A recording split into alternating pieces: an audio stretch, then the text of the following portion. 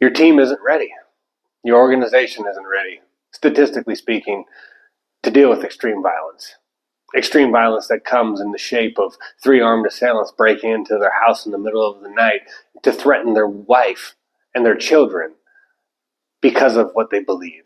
They're not ready to deal with 20 radical armed assailants coming to their church service to threaten every man, woman, and child due to, again, differing religious beliefs. These are not scenarios that I'm just making up. These are scenarios that are happening all over the world in volatile regions of the earth where the church is under fire, where the church is being persecuted. How do you deal with these situations? I was told by a missionary friend of mine who works for a large organization that sends missionaries to volatile regions in the world that many times American volunteers that show up kidnapped and murdered on the news come from their sending organization, because a lot of these volunteers don't prioritize their safety. They don't prioritize their training. They don't prioritize situational awareness training.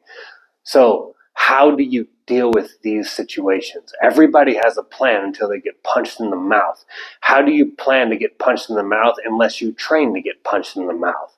You have to train for a situation that can change at any given moment. You have to train for a situation that when you're on the ground, things could go bad. How do you respond when things go bad? How do you respond when your tactical team is 2 days out? How do you respond to an adaptive environment where you don't have conventional weaponry or body armor? It takes training.